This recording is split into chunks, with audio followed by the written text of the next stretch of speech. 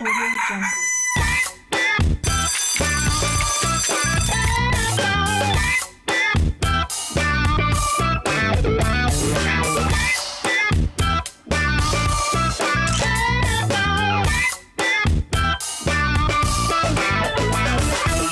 Le monde appartient à ceux qui se lèvent tôt. Simple. Quand on se lève le matin, il faut manger au moins 30 minutes après son réveil. Basique. Simple, basique. Vous n'avez pas les bases? Eh bien, on va vous les donner tout au long de cette émission. Bienvenue, mesdames et messieurs. Bonjour. Bonjour à vous. Bonjour Marco. Nessie Ndri est la dame qui sourit le plus à la télévision. Simple. La preuve. Ah là, ça c'est un piège. Bonjour téléspectateurs. Bonjour Marco. Vous également, vous souriez.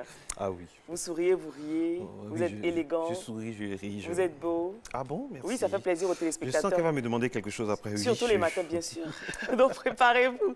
Alors, aujourd'hui, on parlera santé. Vous le savez, tous les jeudis. Hein, comme tous les jeudis, on parlera santé aujourd'hui. On s'intéressera à un cas assez particulier qui touche beaucoup de personnes. Il s'agit du surpoids. Voilà, on verra avec notre médecin du jour des méthodes pour lutter contre le surpoids. Abbas également est là avec son JT décalé. Déjà, je parle de lui et je souris parce qu'il va nous faire rire. Et puis on va manger quoi? On va manger une quiche. Ah, voilà, okay. On va manger une quiche.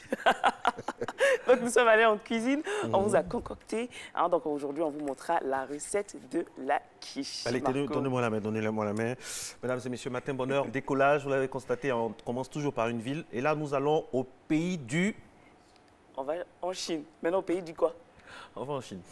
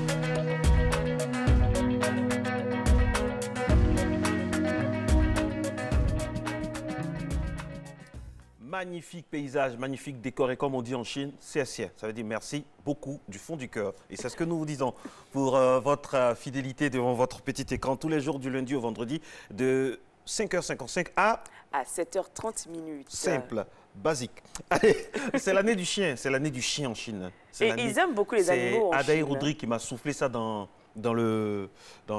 l'oreillette. C'est l'année du chien. L'année du chien. Ils aiment beaucoup représenter la vie à travers les animaux. Puis on consomme beaucoup le chien. Enfin, on aime beaucoup le chien là-bas.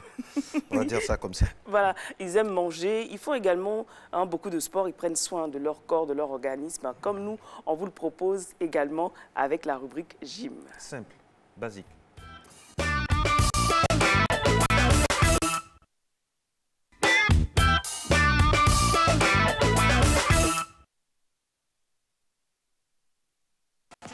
Bonjour à tous, c'est toujours un plaisir pour moi d'être en votre compagnie pour continuer cette semaine de sport. Aujourd'hui, nous avons au programme des abdominaux et un peu de gainage. Donc, on va se mettre directement sur le tapis. Si vous n'avez pas le tapis à la maison, mettez-vous sur du carton, une surface en tout cas qui vous permet de ne pas avoir mal au dos lorsque vous allez vous allonger pour faire les exercices. Et puis on part directement pour le premier exercice. Regardez, on va mettre les mains en arrière, les doigts regardent devant, comme ça. On décolle les pieds, on va faire des double crunch. Là. 1, 2, d'accord. On va faire 15, 2 fois. 3, 2, 1, go. 1, 2, 3, 4, 5, 6, 7. On détend un peu les pieds. 9, 10, 1, 2, 3, 4 et 5. Super. Allez, on souffle un peu. 5 à 10 secondes. Les abdominaux n'ont pas besoin de beaucoup de repos. Si vous voulez avoir en tout cas une bonne contraction, une bonne congestion au niveau des abdominaux, il ne faudrait pas donner beaucoup de temps de repos à ce muscle-là. Il faudrait le travailler de manière un peu continue. Allez, 3, 2, 1, go. 1, 2, 3, 4, 5, 6. La contraction au niveau du ventre est volontaire. 9, 10, 1, 2, 3, 4 et 5. Super. Allez, vous soufflez un peu. On respire. Ok. Allez, on va s'allonger. On met les mains au sol. Le second exercice qu'on va faire sont les chandelles. On va faire 2 fois 15. Alors, vous mettez les mains à plat pour faire les chandelles. On tend les jambes là et on pousse, on va plus haut. Là, comme ça. D'accord? On va faire 15. Allez. 3, 2, 1. Comme c'est parti. 1, 2, 3, 4, 5, 6, 7, 8, 9, 10, 1, 2, 3, 4. Ok, super. Alors, lorsque vous faites cet exercice, veillez à ce que le dos ne soit pas trop raide, ok, de sorte à ce que vous enrouliez légèrement le bassin pour que les pieds montent et redescendent sur un appui, je dirais, assez souple qui vous permet de ne pas avoir mal au bas du dos. Parce que si le bas du dos frappe le sol, vous pouvez avoir mal au niveau du coccyx ou bien de la hanche. D'accord? Allez, on repart, deuxième passage. Allez, on s'allonge, d'accord? On tend les jambes et on remonte. 1, 2, 3, 4, 5, 6, 7, 8, 9, 10, 1, 2, 3, 4 et 5. Alors, voici ce qu'il faut surtout pas faire, c'est ça. D'accord? De sorte à se laisser retomber. Comme je l'ai dit tantôt, il faudrait avoir le bas du dos arrondi pour pouvoir descendre de manière beaucoup plus souple et justement ne pas vous faire mal. Dernier exercice que je vous propose aujourd'hui, le gainage facial ou la planche. Alors,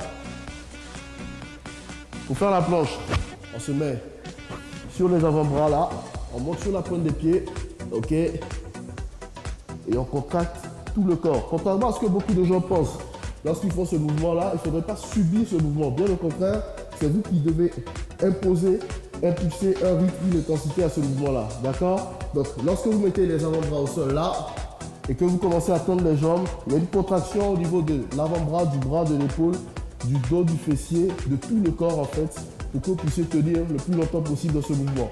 Allez, on part pour 15 secondes. 3, 2, 1, go! 1, 2, 3, 4. Alors lorsque vous faites le gainage facial, il ne faudrait pas avoir le dos creusé comme Flora l'a fait. Il faudrait plutôt avoir le dos un peu plus haut. Allez Flora, remonte un peu. Ok. Là c'est parfait. Il descend légèrement. Ok. Là c'est parfait. Il faudrait que le dos soit bien droit. D'accord. Ok. Merci Flora. Merci Samira. Chez vous à la maison, donc veillez à ce que vous ayez une position correcte du dos. Pas creusé, ni trop haut, mais juste à plat, de sorte à ce que vous puissiez bien faire ce mouvement-là. contraction maximale et volontaire. Moi, je vous donne rendez-vous demain pour la dernière de la semaine. D'ici là, gardez la forme. Allez, ciao. Merci beaucoup, coach Fabio Capello. Aujourd'hui, nous sommes le jeudi 22 février 2018. On célèbre donc la journée mondiale du scoutisme. Honneur à tous ces scouts-là qui font du bien à l'humanité. C'est un mouvement qui existe depuis longtemps. Et puis un petit coucou à toutes les belles femmes qui se prénomment Isabelle. Et oui, parce que toutes les Isabelles sont belle. Je pense comme ça ce matin à Madame Isabelle Quadio Dirabou, téléspectatrice fidèle de Matin Bonheur, que nous saluons bien bas. Alors, Isabelle est composée mixte du germanique is et de isarn, fer et du latin belus, joli, charmant. Les Isabelles ont de très grandes qualités de cœur qui le font aimer de tous. On a tous quelque part connu une Isabelle. Vous avez une personne que vous connaissez qui s'appelle Isabelle? Non, non. Ah, d'accord. Des Isabelles célèbres chez nous en Côte d'Ivoire. Isabelle Hanno. Isabelle Hanno, Isabelle Becquet. Isabelle Becquet, mannequin international. Ça montre vraiment que les Isabelles sont belles. Ah oui, elles sont très belles. Et puis il y a toujours une Isabelle quelque part qui nous a donné un gourmet dans l'enfance, comme on dit. Je dis ça, je dis rien. Voilà. Aujourd'hui également marque la naissance du premier président des États-Unis. Il n'est plus, s'il vivait encore, il aurait 287 ans aujourd'hui. Il s'agit de George Washington. Il est né en 22 février 1732 à Pops Creek, c'est en Virginie. Alors, George Washington est considéré par les Américains comme le père de la nation. Consécration suprême, son nom a été donné à la capitale fédérale dans l'année qui a suivi sa mort. Après avoir combattu les Français dans l'armée anglaise pendant la guerre de 7 ans, Washington mène la vie d'un riche planteur de tabac en Virginie, un peu comme vous, hein, quand vous serez à Havana. Ah oui, Havana, merci, vous avez tout compris. Alors, moi je reviens sur Isabelle, parce que vraiment elles sont belles, elles sont à l'honneur aujourd'hui. Les Isabelles ont de très grandes qualités de cœur qui les font aimer de tous. Elles en usent pour obtenir ce qu'elles désirent et se montrent souvent capricieuses. Enfin, bref. Toutefois, si elles se donnent souvent des airs de princesse, elles parviennent aisément à s'adapter aux réalités, même les plus terre à terre. Et puis, messieurs, si vous voulez séduire une femme qui se prénomme Isabelle, c'est tout simple. Elles ont tendance à préférer les hommes discrets, un peu comme moi, aux prétendants pas trop empressifs. Voilà. Si vous êtes discret, que vous aimez vraiment bien parler, que vous êtes un peu mignon, tout ça, vous avez votre chance. Marco, vous ne pouvez pas être discret, c'est pas possible, parce que vous ne passez pas inaperçu. Mais si. C'est pas possible. Hormis ma tête plate, je passe inaperçu. Oh là Vous réveillez les Ivoiriens chaque matin, et pas que les Ivoiriens, vous êtes suivis un peu partout. Ah bon, c'est vrai? Au Cameroun, en France, surtout du côté de la diaspora. Ah bon? Oui, Marcelin Govoy, vous êtes une véritable star. Merci beaucoup, merci beaucoup. Je ne peux plus parler là. Donc vous n'êtes pas fait pour une Isabelle? Non, pas du tout. Je suis fait pour une Nessie, c'est ça. Et une Eva. Une Eva. Neva. Neva. Allez, prochain reportage, mesdames et messieurs, c'est l'intelligence artificielle. Comment comprendre ça? Reportage. L'intelligence artificielle, ou IA, est la science dont le but est de faire exécuter par une machine des tâches que l'homme accomplit en utilisant son intelligence et ses capacités cognitives. Grâce à de récentes avancées technologiques, les algorithmes, autrefois simples exécutants, ont acquis une certaine indépendance et décident par eux-mêmes des actions pour atteindre leur objectif. L'IA fait désormais partie de notre vie quotidienne. Des smartphones ou cyberassistants de plus en plus efficaces aux véhicules autonomes qui pourraient augmenter la sécurité routière, éliminant le risque d'erreur humaine. Dans le futur, l'AI nous promet un monde super efficace où les robots prendront soin de nos malades, rempliront nos réfrigérateurs, planifieront nos vacances ou feront des travaux trop dangereux pour l'homme. C'est dans le domaine des jeux que l'intelligence artificielle a prouvé qu'une machine pouvait exécuter mieux que des humains certaines tâches intellectuelles. Après les échecs, c'est sur un plateau de jeu de Go qu'un ordinateur AlphaGo a battu des joueurs professionnels. En médecine, des logiciels peuvent déjà diagnostiquer des maladies, y compris des cancers, aussi efficacement qu'un docteur en chair et en os. La question qui inquiète les économistes est de savoir comment adapter le monde du travail à cette quatrième révolution industrielle. Des millions d'emplois pourraient être menacés par les robots. Pour les techno-pessimistes, ces super-ordinateurs qui pourraient surpasser l'intelligence humaine constitueraient une menace pour l'humanité en l'absence de tout contrôle. Mais les droïdes et leur super-technologie, capables de dépasser le cerveau humain, ne sont pas prêts de sortir des films de science-fiction pour entrer dans notre vie. Car ce qu'il manque encore au robot, c'est l'intelligence sociale qui lui permet de s'adapter aux subtilités du comportement humain. Waouh. Voilà. Impressionnant. Impressionnant. Comme quoi, beaucoup de postes seront menacés. Eh oui, on aura des animateurs robotisés. Mesdames et messieurs, bonjour, bienvenue. Ce sera comme ça peut-être dans 500 ans. Hein. On aura eu le temps d'avoir notre retraite. Mais non, mais on aura toujours besoin de la touche de l'homme quand même. Bien sûr, bien sûr. Allez, on va manger maintenant. Oui, qu'est-ce qu'on mange? Petit-déj, c'est parti. Petit-déj.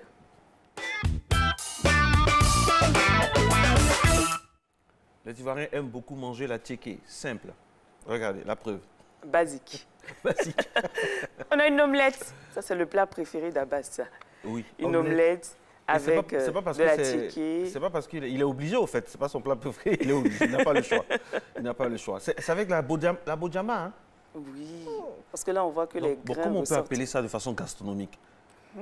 Sémoule de manioc avec son jeté d'omelette. Dans son lit, dans sa couette d'omelette. Mon Dieu, c'est comme ça. Ah oui? Ça, honneur à tous les étudiants, à tous ceux qui sont un peu... Quand on est un peu dans la dèche, tout ça, c'est très facile, c'est très pratique, ce genre de plat. Et c'est simple et basique. Et c'est délicieux. C'est C'est vraiment, vraiment délicieux. Et là, nous avons un...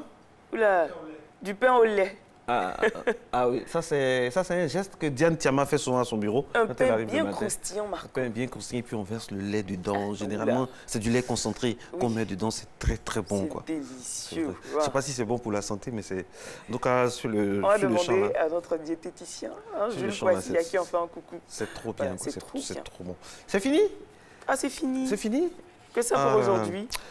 Alors, mesdames et messieurs, pour rester un peu dans la spirale de tout ce qui est nourriture, comme d'habitude, chaque jeudi, elle est allée dans une cuisine, sans nous, sans la réalisation, sans toute l'équipe. Elle est allée seule et on ne dit rien parce qu'on a entendu lui réserver une grande surprise. Aujourd'hui, Nessie, comment ça s'est passé pour la quiche? C'est la quiche Lorraine? C'est la quiche. La quiche, tout simplement? La quiche, tout simplement. Comment ça s'est passé? Ah, c'est bien? comme toujours, hein, c'est un véritable plaisir d'être en cuisine, de goûter les différents aliments et surtout la saveur, Marco. C'est pas vous. Ouh là là. Oui. Vous ne pouvez pas ressentir la même chose à travers les images. Il faut vivre l'instant. Hein. Donc, j'espère que la prochaine fois, vous serez là avec nous en cuisine. Je pense qu'on va prendre des mesures. OK. On y va, la quiche. C'est dans l'instant diététique avec Nessie and Dry. C'est comme ça qu'on l'appelle maintenant.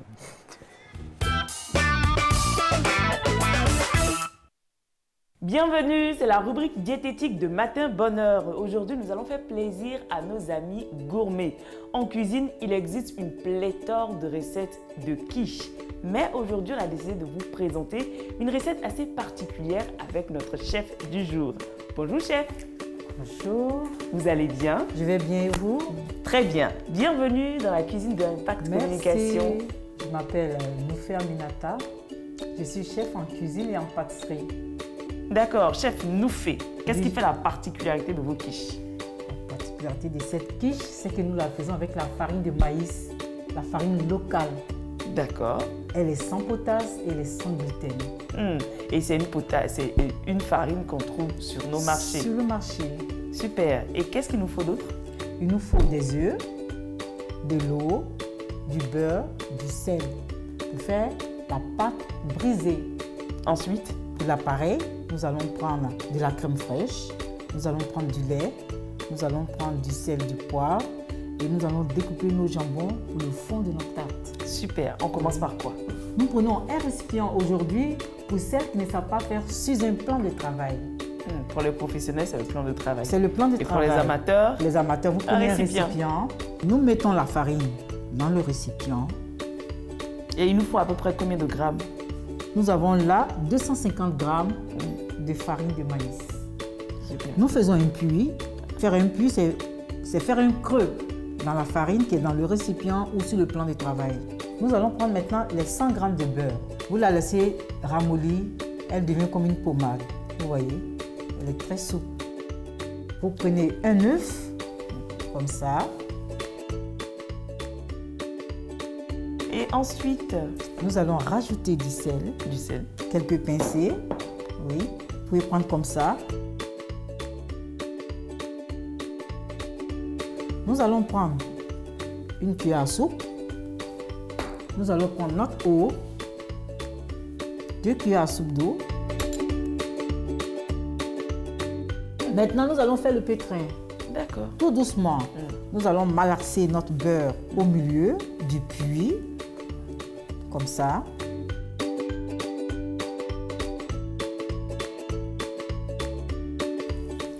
Voilà. Quand vous avez bien malaxé votre beurre, maintenant, avec l'œuf, vous commencez à mélanger la farine tout doucement. Là, on n'a pas besoin de batteuse. Pas du tout. Cette pâte se fait facilement à la main. À la main. Oui. Alors, la prochaine étape? La prochaine étape, nous allons prendre un autre récipient. Nous allons casser les 3 œufs. D'accord.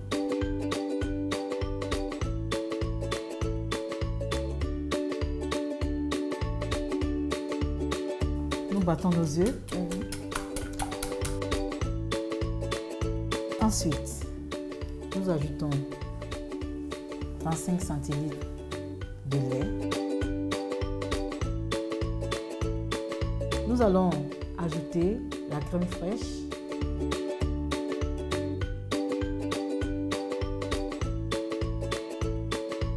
Nous allons mettre quelques pincées de sel.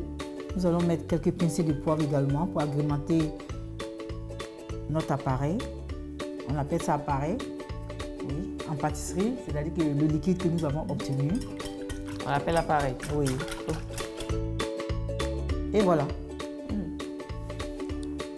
On met l'appareil de côté. On met l'appareil au frais aussi pour quelques minutes.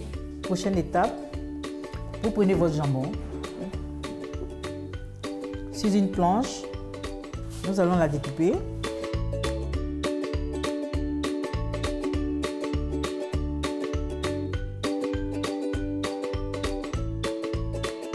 Donc, on va la mettre au frais. Oui. Décidément, on met tout au frais. On met tout au frais. D'accord. Je suis de retour avec la pâte. La prochaine étape? Nous allons prendre un peu de farine de maïs pour le plan de travail.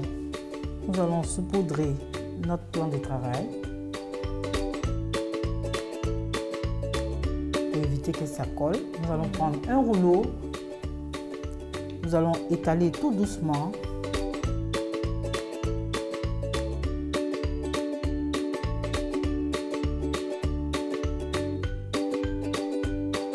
Quand vous êtes nouvelle, quand vous voulez faire une nouvelle recette et vous n'êtes pas pâtissière, quand vous l'étalez, vous ne pouvez pas la prendre sur le rouleau parce que vous n'avez pas cette habitude-là. Vous prenez votre couteau, vous coupez la pâte en 4, comme ça. Vous soulevez votre pâte, vous la déposez dans votre moule. C'est vrai que là, ça devient beaucoup plus simple. C'est plus simple et c'est facile.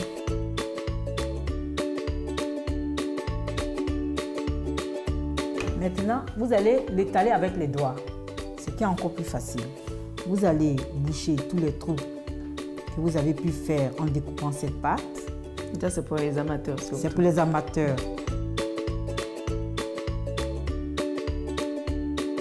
Il faut qu'elle adhère bien dans le moule. Voilà.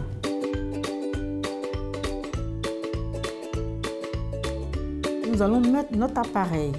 Mais avant de mettre l'appareil dans le moule, nous allons mélanger encore.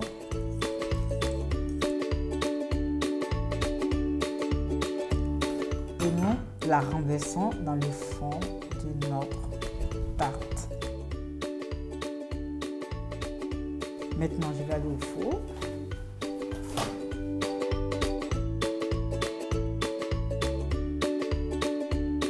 Alors, nos 45 minutes sont arrivées. Oui, merci. La suite, chef. Oui, nous allons récupérer notre quiche au four qui est déjà prêt. Waouh! Waouh! Nancy, et voilà notre quiche. Je vous aide. Oui. Voilà, notre quiche est prête. Nous allons passer à la dégustation. Je vous découpe une part. Oui.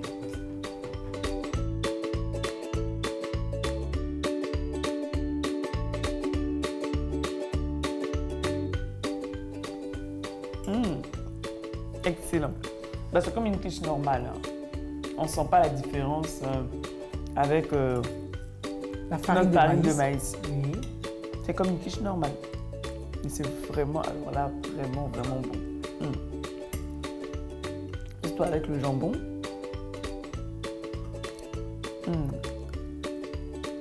Bon, c'est terminé. Vous voyez, c'est une recette très très simple. Vous pourriez reprendre chez vous à la maison. N'hésitez pas, allez-y à fond, n'est-ce pas, chef? Oui. Et je pense que vous allez égayer toute votre famille. Voilà. À bientôt. Pendant ce temps, nous, on va égayer notre palais. C'est ça, c'est ça. Abbas, moi, je ne vais rien dire parce que je suis vraiment déçu. Abbas, je vous laisse... Non, mais c'est pas gentil ici. Le sens du partage. Non, mais pourquoi, après la rubrique diététique, tout le monde fronce le visage ici? Ben oui. Qu'est-ce qui se passe? Tous les gars de la technique sont déçus. Ils sont déçus de vous parce que vraiment, le Après, partage... tu vas trouver que les gens ne sont pas gros, ils n'ont pas grossi, ils sont dans ma tête, ils n'ont pas grossi. Mais ce que tu fais, c'est pas bien. Une bonne femme, c'est celle qui partage. Je partage. À la prochaine fois, tout le monde en cuisine. Faut donner à tonton. Ben oui, je vous donnerai mes tontons. Ah, ok. Ah bon? On commence quand? C'est jingle, c'est parti.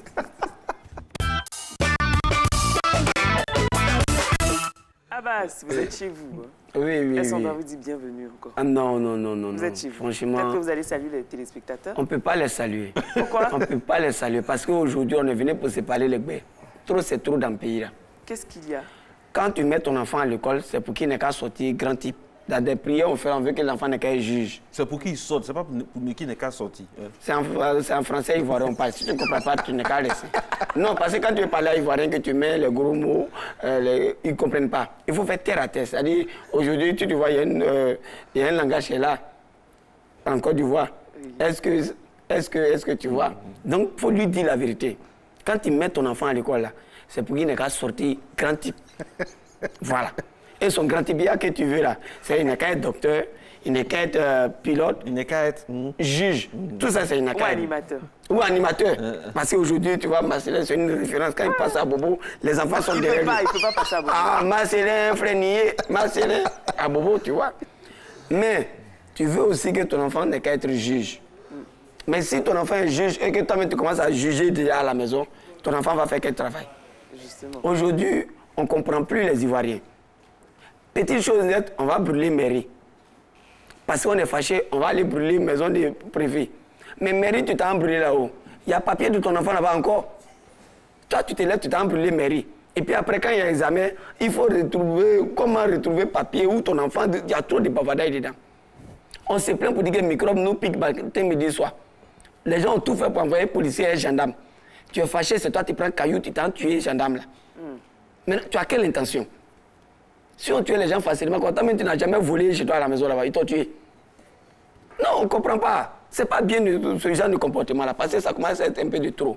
Ils ont fait à Bouna, ils ont fait à Bondoukou, ils ont fait à Djamé, Bloleke encore, vous faites là-bas. Vous-même, vous n'êtes pas bon coin pour rester. Bloleke, un nom comme cela là. Le gars, quand on l'a affecté, lui-même, il a dit oui, mais à Bloleke. Ses parents lui ont dit tu vas où, il dit Bloleke. Et puis il est parti. C'est dans Bloleke que toi, tu as te levé, et puis il y a vidéo aussi, toi, c'est-à-dire, ils sont en train de te filmer, et puis toi, tu as courage de prendre caillou pour tuer un être humain. Ah, petit, nous tous, on a vu une vidéo là. On doit plus voir ces images dans notre pays. Non, c'est lui-même, le petit même qui a pris caillou pour faire là. Peut-être que lui, il va rester dans Broleke. Et ça s'est passé au Ghana, on a vu la suite. Non, ça, c'est un pays déjà. Arrêté. Voilà. Non, c'est un exemple, ça, Voilà. ça aurait dû servir d'exemple. Ça s'est passé au Ghana, ils ont attrapé ceux qui ont lynché le capitaine Mahama. Donc aujourd'hui, vous faites la même chose, ben, vous aurez le même résultat. Petit, là, nous, on a tous vidéo là. Nous tous, on a vidéo, on a pris l'image, on a regardé. Dans le cas qui quitte Broleke pour venir à Abidjan, nous tous, on a regardé les passagers là. Et puis, petit, on te voit. On te voit. Nous, on ne va pas prendre caillou. Chacun va payer l'âme et puis on te mettre, couper un peu. On va pas faire Pourquoi ça. On va laisser la Pourquoi justice quand faire ils son travail. justice, ils n'ont pas de transport par là à Broleke. Sinon, c'est pas bon. Donc, c'est de ça que je voulais parler. Ça, en tout cas, ça commence à ne pas être bien. Ivoiriens sont avant, ils causent avec son camarade. Quand Ivoirien parle, il te dit, tu sais qui je suis? Tu sais qui est derrière moi? Ça, c'est l'Ivoirien. Il a la tchatch. Mais Ivoirien qui prend caillou pour tuer son camarade, on n'a pas encore vu ça. On n'a pas encore vu ça et ça, c'est pas bon. Si on peut arrêter, on n'est qu'à arrêter. Parce que ce que tu commences à, ça va se terminer un jour. C'est pas bon pour toi. Tout ce que tu fais, tu payes sur terre. On le dit qu'on a un paradis, en fait. Mais vrai, qui est parti là-bas pour aller voir? Nous tous, on est ici, puis on attend paradis, puis en fait. Donc, il faut te méfier. C'est ce que je voulais dire matin. C'est le coup de gueule de Abbas et on est d'accord avec lui. Parce que franchement, ça commence à faire trop, c'est trop. Il faut arrêter la vindicte populaire. C'est tout l'esprit d'un reportage qu'on a eu avec Guillaume Zéré au début de la semaine à Matin Bonheur. Voilà. Et puis, au Mali, il y a un instituteur qui a enceinté 5 de ses élèves. Ah oui, lui, il est bon. La transition. Lui, il enseigne quoi? Il enseigne l'enceintement. Il enseigne 5. Enceintement, 5. C'est-à-dire les autres font. Lui doit être radié. Pourquoi? Qui va nourrir les enfants là? Il doit être radié du système. Imagine-toi si les 5 là font 2 enfants, ça fait 10. Il va aller faire autre chose. Non, mais c'est pas bien. Ça, c'est un bon instituteur. Non. Ah! Est-ce qu'il est tombé ici? Il a demandé... Ce sont des mineurs. Un mine quoi? Ce sont des mineurs, les filles. Non. L'instituteur, il est bon. Parce qu'à ce temps, tu n'as jamais envoyé cahier à la maison. La discussion entre Nessie et Abbas, on va voir qui aura raison. Ce sera dans quelques instants seulement. Restez toujours sur Matin Bonheur parce que c'est l'heure du journal. Mais avant, la météo. Vous êtes à Matin Bonheur et on est totalement décalé. On retrouve dans nos esprits dans quelques instants. Allez, à tout à l'heure.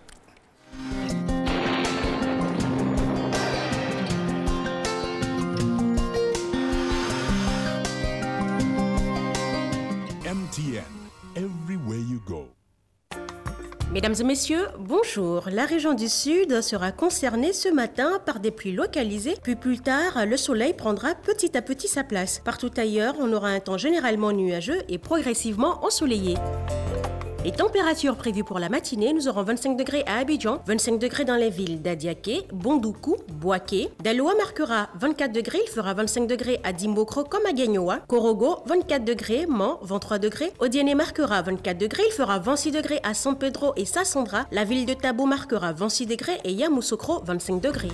En milieu ou en fin d'après-midi, on pourra observer des cellules convectives accompagnées parfois d'averses de pluie localisées et d'orages isolés dans les régions du littoral, les régions forestières, la région de l'ouest et à l'est du pays. Le nord-est pourrait être intéressé en fin de période par l'arrivée de cellules orageuses mobiles.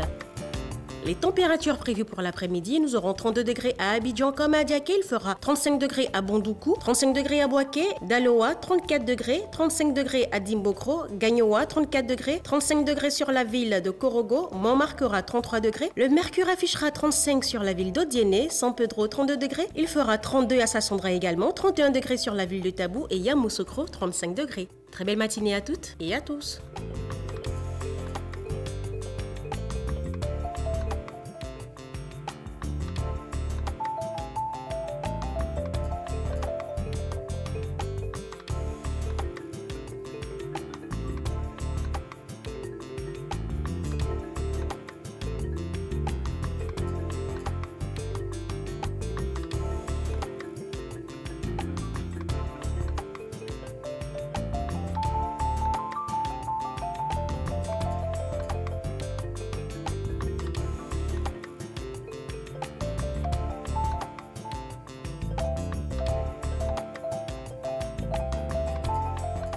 MTN, everywhere you go.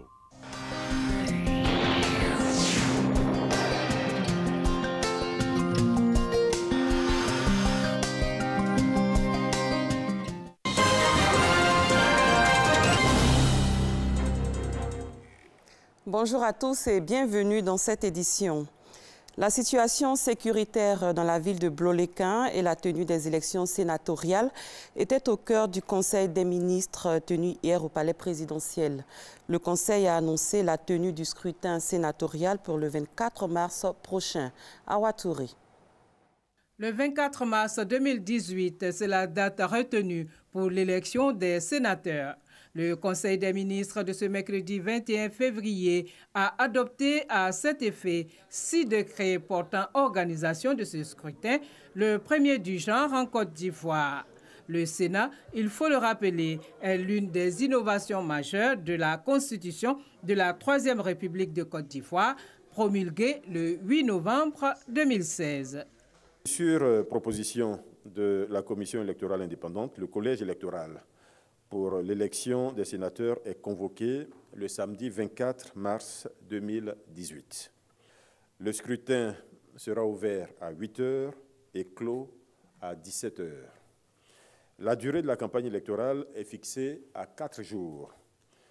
Cette campagne s'ouvre le lundi 19 mars à 0 h et sera close le jeudi 22 mars à minuit. L'élection des sénateurs a lieu dans chaque région, ainsi que dans les 2 districts autonomes, donc celui d'Abidjan et celui de Yamoussoukro. Cette élection a lieu au suffrage universel indirect. C'est une élection dont les électeurs sont les élus eux-mêmes, députés, maires, conseillers municipaux, conseillers régionaux. L'élection se tient au suffrage universel indirect et au scrutin de liste majoritaire à un tour, sans vote préférentiel ni panachage. À cet effet, il est créé 33 lieux de vote sur l'ensemble du territoire et 35 bureaux de vote. 33 lieux de vote, donc un lieu par région et 3 bureaux à Abidjan, donc ce qui donne les 35 bureaux de vote. Le Conseil a également pris des mesures face à la situation sécuritaire à Bleuléquin. Les événements de Bleuléquin qui ont fait 2 morts et d'importants dégâts matériels. Devant la gravité des faits, le Conseil des ministres a arrêté les mesures suivantes.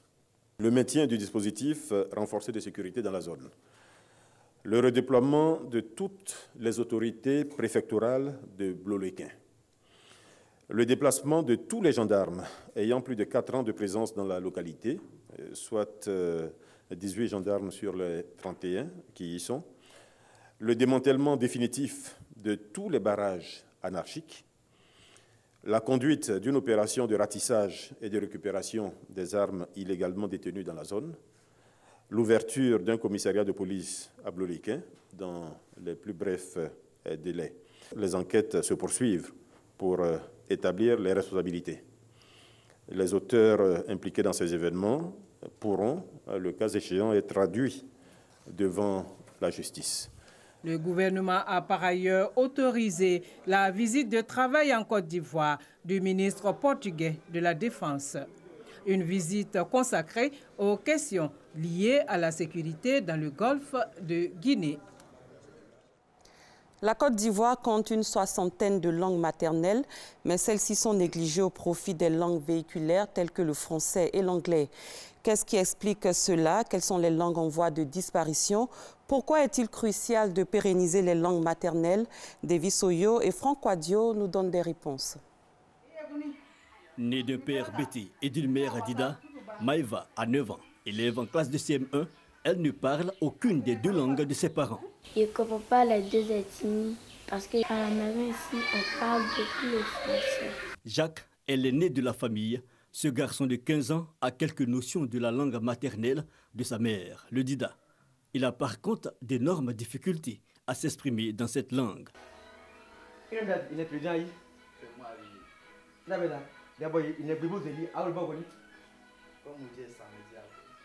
Cet élève en classe de seconde ne trouve d'ailleurs pas d'intérêt à parler sa langue maternelle. Je ne trouve pas que ma langue maternelle peut m'apporter quelque chose parce qu'à l'école, on parle le français, l'anglais et l'allemand. Dans la famille à Grobli, la langue maternelle n'est pas couramment parlée. Le problème, au fait, c'est surtout que monsieur est bêté et que moi je suis Dida. Je n'arrive pas, je ne parle pas la langue avec mon mari à la maison quand il est là. Et également, c'est des rares fois que quand la vieille vient, mais quand ils vont un peu en vacances chez la vieille, ils arrivent un peu à entendre, mais pour le parler, un peu difficile. Après les Grobli, direction la famille Santos. Ici, le Koulango est couramment parlé. Illustration, Roseline, la cadette de la maison, maîtrise très bien cette langue.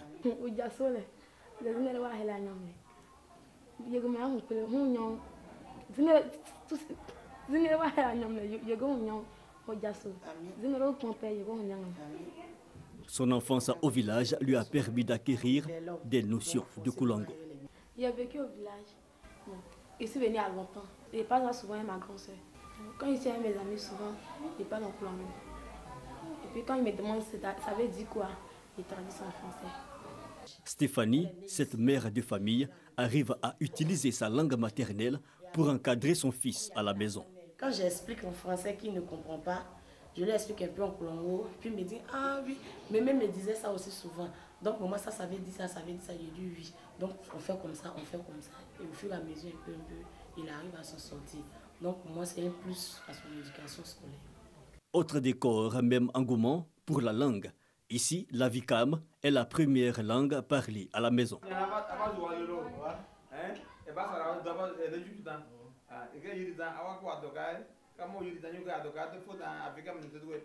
Attaché à sa culture, le chef de famille accorde une place prépondérante à son ethnie. Une fois qu'on met un enfant au monde, quand on lui donne de l'eau, de l'eau, le sein, la maman lui parle de la Vikam d'abord, lui parle de la langue maternelle d'abord, avant que le français suive.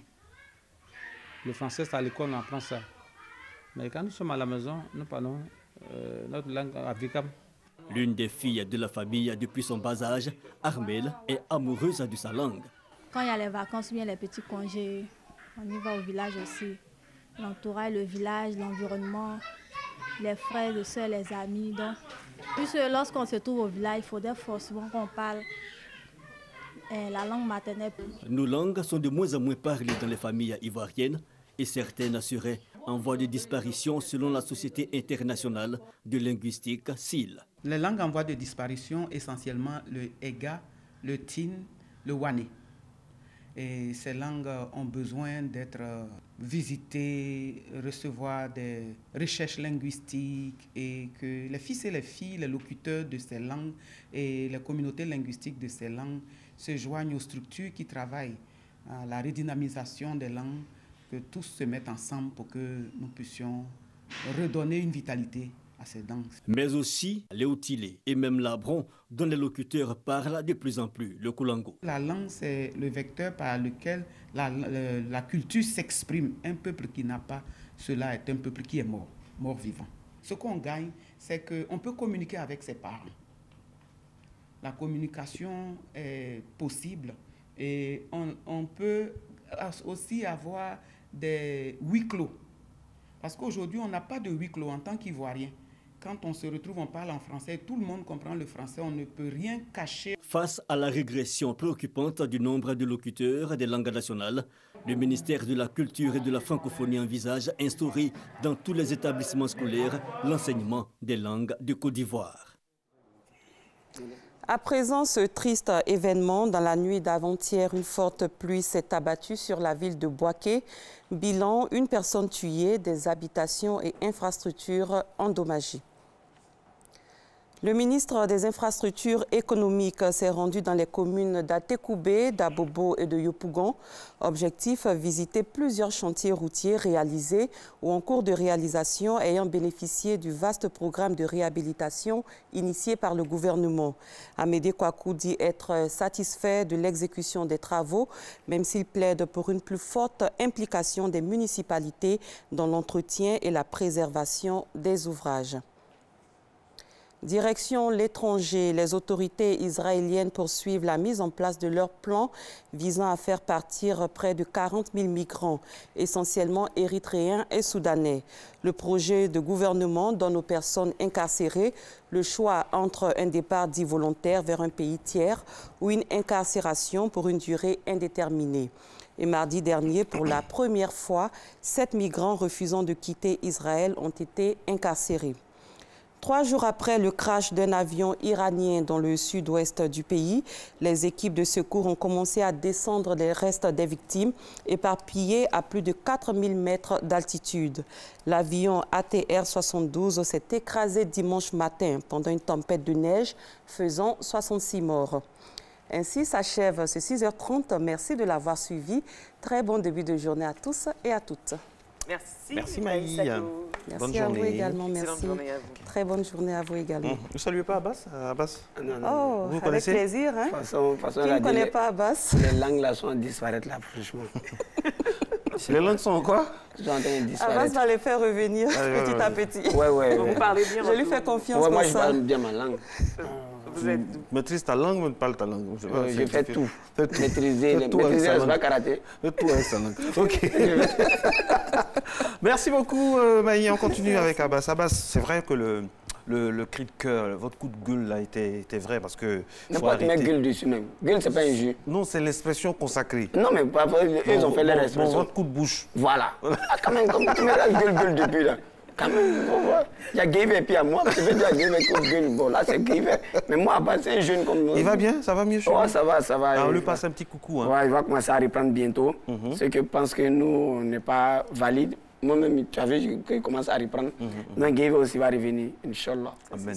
Voilà. Alors, on termine avec... Oui, je voulais dire aussi, aujourd'hui, il y a beaucoup de choses qu'il faut se dire. Notre réalisatrice, Soro Félicité. Soro Félicité. Soro.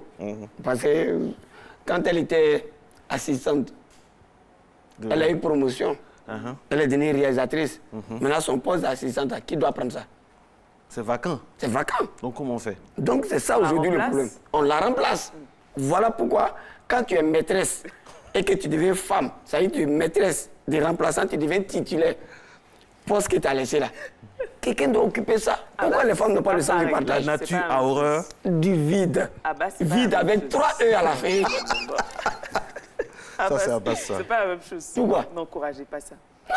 Ça n'est pas encouragé. Non, il n'encourage pas, ce sont des choses naturelles. Non, c'est la nature. C'est la nature même qui a horreur du vide. Je sais pas. Vous épousez officiellement les femmes que vous voulez ou vous prenez une seule. Mais on t'a pris comme maîtresse. Vous n'avez pas besoin d'une femme et de plusieurs maîtresses. Non? La maîtresse, elle va en boîte avec toi, elle va partout. Maintenant, la femme, elle reste à la maison pour s'occuper. La femme peut aller en boîte de nuit aussi. Ta femme est en boîte de nuit? Oui. Tu as quelle intention? Mais vous faites avec votre femme ce que vous aimez. Mais ça, c'est qu'on aime la boîte, il est mis à la maison. Non, Nessie. Parce que tu as laissé là, c'est pas occupé. Laisse quelqu'un d'autre s'occuper de ça. C'est bien. Il défend ça comme si c'est quelque chose de bien. Non, n'ayez pas de maîtresse, messieurs. Non, nous-mêmes, un bon garçon n'a pas de maîtresse. C'est le diable qui nous trompe et puis on va que un bon garçon n'a pas de maîtresse. Il y a une épouse adjointe. Okay. On se retrouve la semaine prochaine. Vraiment. Inch'Allah. Au revoir. Au revoir. Au revoir, Abbas. Vous êtes là, vous nous dépravez chaque fois que vous venez sur ce plateau. Attention à vous. Nessie, n'écoutez pas ce qu'il dit. Écoutez plutôt ce que moi je vous dis. J'ai confiance en vous. Je sais que vous ne faites pas la même chose. C'est ça. Moi, je prends mes conseils chez Abbas aussi. En tout cas, merci d'être avec nous, mesdames et messieurs, pour la bonne humeur, mais aussi et surtout pour l'information, pour des personnes qui font tache d'huile dans leur parcours afin de donner des exemples aux autres. Il fait partie, mesdames et messieurs, des jeunes qui se débrouillent et qui montent. On l'a vu dans un reportage par rapport à l'artisanat. Il est avec nous aujourd'hui pour nous parler de son expérience en tant que directeur d'une société, une entreprise de restauration collective. Lui, c'est monsieur Léon Tonia. Bonjour. Bonjour. Bienvenue chez vous parce que vous êtes coutumier du fait. Merci. Comment ça va? Très bien, je vais bien. Vous êtes dans la rubrique Entreprendre aujourd'hui pour nous parler de votre expérience, je l'ai dit, la restauration collective. Alors, comment ça s'est passé? Comment vous êtes arrivé à cette entreprise-là, à la mettre sur pied? Ah oui, c'est un long parcours. Vous savez, quand on dit entreprendre, il est bon de comprendre d'abord déjà dans le mot, c'est entreprendre et laisser. Entre et prend, ou entre et laisse. Donc on a bien le choix. Donc il faut déjà, c'est déjà une dynamique dans laquelle il faut être, c'est déjà un esprit, hein, parce que il faut décider, il faut avoir une pulsion, et puis je dirais qu'il faut avoir une raison. Parce que nous, quand nous avons commencé, c'est un concours de circonstances, hein, parce qu'on a commencé déjà très malade. On a démarré parce que la vie ne nous avait pas forcément très aidés. Bon, on fait beaucoup aider, puisque moi, à 17 ans, c'est une tumeur au cerveau qui est diagnostiquée, donc qui fait que je suis immobilisé pendant pratiquement une année à la maison. On me dit, tu n'as pas 10 ans à vivre, tu as 10 ou 15 ans, pas plus. Alors donc, tu as vraiment le choix. Tu décides de vivre pour mourir ou vivre pour travailler. Vivre pour bosser ou vivre véritablement pour réaliser. Parce que tu as le choix. Tu laisses un nom, un bon, ou tu laisses quelque chose de médiocre. Et donc moi, j'ai plutôt dit, écoute, il faut plutôt que tu te battes. Il faut continuer il faut commencer à travailler. Et donc on a dû arrêter les cours assez tôt. On a dû donc décider d'être un peu plus précoce. Donc déjà d'avoir un enfant, chose pas facile. Le père n'est pas forcément content. On se retrouve à travailler déjà au niveau de Beaunois, dans les bâchets, à transporter le manioc. Vous aviez le droit ou vous avez forcé parce que vous étiez malade? Oui, mais je n'avais pas le choix. Parce que lorsque j'ai commencé à me rétablir, j'avais le choix. J'ai 10 ans. On me dit, tous les médecins me disent, tu as 10 ans ou tu as 15 ans, pas plus. des professeurs chevronnés d'ici qui m'ont dit. Donc je vais me soigner, on va, bon, ça va plus ou moins bien. Bon, écoutez, entre ça va plus ou moins bien, et ça je ne le ressens pas tellement, et ça ne va pas du tout, bon, autant bosser, et gagner de l'argent, et vivre. Donc on va, on avance, on avance, on avance. Et donc on fait de belles rencontres. On fait de belles rencontres, c'est aussi c'est un parcours long, mais c'est de belles rencontres qui permettent de booster aussi une carrière. Et de dire, écoute, je suis né, et j'ai eu le temps de grandir, et donc je ne suis pas obligé de rester là, dans l'endroit où j'ai commencé. Parce que transporter du manioc, ça ne signifie pas qu'il faille rester dans le transport du manioc. Il faut donc évoluer. Du transport du manioc, je me suis retrouvé à transporter des carreaux. Transporter des carreaux, je me suis retrouvé à transporter du latex. Transporter le latex, je me suis retrouvé à transporter du pain. Et le déclic vient à partir du pain. Le pain, je me dis, bon, c'est un gars qui vient me trouver devant l'endroit où j'ai l'habitude de transporter donc les carreaux, qui me propose de transporter, de prendre mon camion à 7 000 francs par jour. Et il me dit, écoute, je te donne 7 000 francs par jour, mais moi je vais transporter du pain. La boulangerie est juste derrière l'endroit où je transporte les carreaux. Je lui dis, d'accord, il n'y a pas de souci. Le lendemain, moi-même, je vais à la boulangerie pour demander. Je lui dis, bon, écoutez, vous avez un véhicule, vous voulez... Il dit, oui, on te prend ton véhicule et on te donne 20 francs par pain. 20 francs par pain, je dis, mais ça, c'est pas de l'argent, ça. Il dit, non, mais 20 francs multipliés par 1000 pains. 2000 pains, ça commence à faire 20 000, 60 000, là. 40 000, 60 000. 30 000 pains, ça commence à faire beaucoup d'argent. J'ai dit, mais attends, tout compte fait, ça devient intéressant. Mais j'ai fait des transports tellement difficiles parce que quand j'ai fait le latex, ça m'a rendu très malade. Parce que le latex, ça a une très mauvaise odeur. Oui. Et puis il faut travailler. C'est très odorant. Et puis il faut travailler dans la nuit. Et donc je n'ai pas pu supporter avec toutes les maladies que j'avais. Donc j'ai dû arrêter. Et donc quand je me retrouve dans le pain, je dis, bon, c'est 4 h du matin quand même, hein, le pain. Hein, il faut plutôt chercher les marchés. Chercher les marchés et puis voir comment est-ce qu'on peut développer. Donc je me retrouve à chercher des marchés. Je négocie le marché de l'École nationale de police. Je négocie. Quand je l'obtiens, je négocie celui de l'école de gendarmerie, je négocie celui du CHU de Treichville, celui du CHU de Yopougon, et le déclic vient de Treichville. Je fais une rencontre, qui est Niambé Bernard, qui me dit « Petit, tu bouges beaucoup, et moi j'aimerais que tu fasses aussi une formation à mes côtés. Moi je suis restaurateur de la restauration collective, je veux te former à ce niveau-là. » Et donc Niambé me pousse, me dit « Viens apprendre à mes côtés », j'apprends à ses côtés. Il me dit « Tu es assez grand maintenant, tu penses que tu peux bouger. » J'obtiens mon premier marché qui est le Benet. Et du Benet, j'obtiens une autre entreprise. Non, je ne vais pas les citer. Merci, on ne va pas aller aussi rapidement. Oui. Dites-nous comment ça s'est passé. Vous connaissez quelqu'un là-bas parce qu'il paraît. Non, pas du tout. Il faut connaître quelqu'un avant d'avoir de gros marchés. Pas du tout. Quand vous êtes arrivé à avoir votre premier gros marché. Ah non, ça a été vraiment la négociation. C'est vraiment comme ça, je dirais, au culot. Hein. Vous avez eu confiance en vous? Confiance, vraiment à l'arrache. Parce que je suis arrivé. Tenez-vous bien, c'est le gars aussi qui décide de faire beaucoup de sacrifices. J'étais à la Riviera 2, j'avais un camion, je pense que lui, il a fait quelque chose. J'avais un vieux camion, là, les gens l'appelaient le corbillard. J'ai un camion jaune. Et donc, tout le monde se moquait de moi. Et donc, quand je vais négocier au niveau de Benet, je dis, bon, écoutez, moi, je suis intéressé. J'ai un pantalon gris et 4 chaussures et des t-shirts de publicité. Et donc, c'est tout ce que je porte, moi. Et tout ce que je gagne, je mets de côté. Donc, je vais négocier. Je retrouve M. Nialin. Il me dit, bon, d'accord, on va essayer avec vous. C'est une petite exploitation, hein, toute petite exploitation. On avait le petit déjeuner, donc on n'avait pas encore le déjeuner. Et donc, Laurent nous donne l'opportunité d'être le restaurateur du Benet, donc du petit déjeuner. Lentement, on est invité à une cérémonie, on obtient une autre entreprise, un peu plus grande que celle du Benet. Je n'ose pas citer ça ici. Donc, on se retrouve là-bas. Ça fonctionne, on devient un peu plus grand. Parce que d'un marché qui nous peut-être 600 000, on se retrouve un marché qui fait à peu près 1 500 000. Mais dans le pain, je gagnais déjà 1 500 000 francs par mois. Les habits ont augmenté en temps? Oui, non, les habits n'en vont pas encore. Parce qu'il faut mettre l'argent de côté pour acheter une maison. Et donc, j'obtiens ce premier marché. On bouge, ça avance. Il y a eu quand même, il y a eu le coup d'État, il y a eu des petits problèmes. Et un autre ami m'appelle, il me dit, bon, tu fais la restauration collective, mais désormais, j'ai dit oui. Je propose une clinique. Est-ce que tu peux? Donc, je vais faire une formation rapide là. Il me dit oui. Je dis oui, je peux. Il dit OK, je te donne la clinique. Viens voir. Une clinique, je crois, de 40 chambres.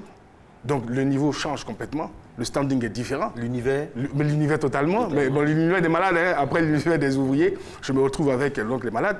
Mais avec les malades, c'est beaucoup plus méticuleux. Beaucoup plus méticuleux. Donc, c'est une formation supplémentaire. Il faut aller travailler au niveau de la diététique, chercher certains, il faut faire des recherches. Et donc, on a réussi quand même à stabiliser. Mais de cette clinique, j'ai eu 11 cliniques.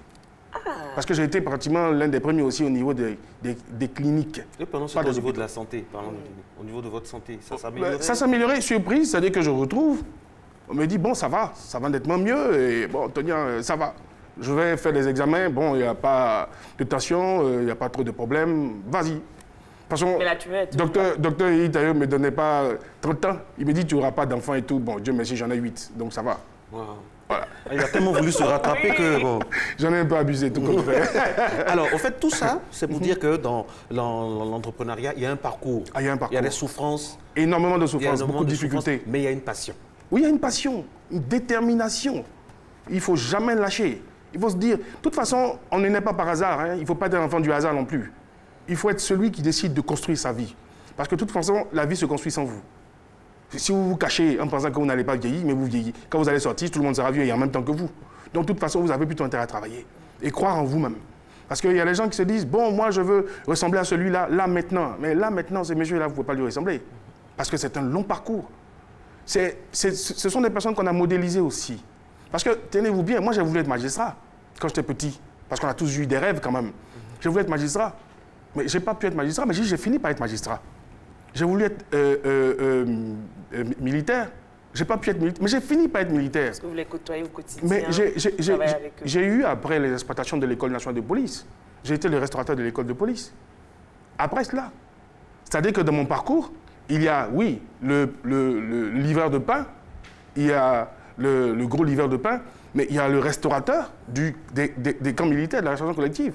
J'ai même été au-dessus de ceux mêmes qui m'ont formé à la restauration. Et là-bas, il ne faut pas se tromper hein, quand on essaie de nourrir. Non, il faut venir à l'heure. Il faut venir à l'heure, sinon ça devient chaud. Il y a les armes qui se battent partout. C'est la discipline, ça vous appuie aussi la discipline, absolument, l'organisation et tout, c'est structuré. Et ce sont des volumes assez importants. Mais si on ne croit pas en ce qu'on fait, on ne peut pas réaliser. Moi, quand j'étais tout petit, quand j'étais au CM2, j'ai dit à mon père, je vais être militaire. Il m'a dit, écoute, tu me fatigues toi tes histoires. Mais je me suis levé, je suis allé rencontrer le ministre Jean Konambani pendant les vacances. Et tous les matins, je montais dans la voiture de mon père était magistrat. Et donc, j'allais avec lui, il me laissait. À un moment, il ne voulait plus que je monte sa voiture. Donc, je prenais le bus. Donc, j'arrivais au plateau. Je pointais devant le ministère de la Défense. Tous les jours, jusqu'à ce que la secrétaire du ministre me dise, bon, tu veux faire quoi, toi, petit, là? Lui dit, moi, je vais être militaire. Je veux rencontrer le ministre. Tu veux rencontrer le ministre? Oui. Elle m'emmène devant le ministre Jean Konambani. Il dit, monsieur le ministre, je veux être militaire. Il dit, comment tu t'appelles? Je m'appelle Tonia. Tu es le fils du président magistrat Tonia? Il appelle mon père et me dit, mais ton fils est ici. Lui, il veut quoi, celui-là? Je dis, je veux être militaire. C'est-à-dire qu'il faut être déterminé. Il faut oser. Il faut avoir de l'audace. Sinon, on ne peut pas. Sinon, si on a peur, on ne réalisera pas. Et puis ensuite, après, comme je dis, c'est des rencontres. C'est celui aussi qui se marie, et qui se marie peut-être mal ou bien. C'est celui qui a le bon conjoint ou bon le mauvais, je veux dire. C'est cela, parce que c'est tout un écosystème. Hein. C'est tout un écosystème, mais en même temps, c'est vous qui choisissez. Mais assumez, parce que tous vos échecs sont une formation. Chaque échec est une formation. Il faut tirer le meilleur de ce que vous êtes en train de réaliser, de votre échec. Parce que voir une rupture et commencer à pleurer, vous allez pleurer jusqu'à quand? Voir un échec parce que vous n'avez pas eu tel marché, vous allez pleurer? Non. Qu'est-ce qui n'a pas marché? Et qu'est-ce que vous pensez du réseautage? Le réseautage... Le réseautage, en ce moment, bon, j'ai une entreprise, je suis bien placé, je crée une entreprise pour gérer tout ce qui est manifestation, tout. Vous connaissez, vous savez de quoi je parle. C'est ça. Voilà, ça bloque souvent l'initiative des jeunes. J'ai un poste de responsabilité. En attendant, en cachette, là, je crée une entreprise qui s'occupe de toutes les manifestations que l'entreprise que je dirige désormais, ou bien le ministère, ou bien quoi. Bon, c'est monnaie courante. Hein. C'est monnaie courante. Et ça peut décourager mais ça freine énormément. Je veux dire qu'on peut demander aux gens d'entreprendre, mais il faut leur montrer le bon côté et le vilain côté. Hein. Le vilain côté, lorsque je veux dire que vous entreprenez et qu'on vous casse rien qu'à cause de la politique, vous en souffrez. Parce que vous, qui n'êtes que homme d'affaires, vous qui n'êtes que entrepreneur, businessman, self-made man, vous êtes fait vous-même, vous ne voyez pas pourquoi on vous dérange pour des questions politiques. Malheureusement, quand la politique s'invite dans le business, c'est nous qui en souffrons. Vous avez des gens qui ont des entreprises. Bon, vous pouvez pas être... La concurrence est pratiquement déloyale à ce niveau-là. Vous en souffrez. Et on vous met les bâtons dans les roues, même quand vous êtes compétent. Ça aussi, ce sont des réalités de l'entrepreneuriat. qu'est-ce qu'il faut faire, qu'est-ce qu'il faut faire dans ce genre de situation? Mais moi, j'ai fini par créer la Ligue ivoirienne pour la défense des droits des entrepreneurs. Je l'ai créé. J'ai créé le premier salon des problèmes. J'ai lancé le salon des problèmes. En quelle année? Il y a de ça au moins 10 ans. 10 ans. Oui, parce qu'après, bon, il y a eu deux éditions. Personne n'aimait que je parle que des problèmes. Donc, ils m'ont dit, Tony, arrête tes conneries. Mais sinon, en réalité, on a eu l'occasion de parler des problèmes. On ne peut pas continuer de faire du business quand on a comme concurrent le directeur de l'entreprise qui est censé nous passer le marché. On ne peut pas. Il faut choisir entre faire du business ou faire de la politique ou faire son métier, ou c'est-à-dire être fonctionnaire. Parce que nous, on a choisi d'être entrepreneur, on a choisi d'être artisan. Lorsqu'on décide d'être artisan, eh bien, c'est jusqu'à la fin de notre vie. Alors que le fonctionnaire, lui, il a la possibilité de redevenir artisan. Parce qu'à un moment, il a sa retraite, il ne sait plus quoi faire.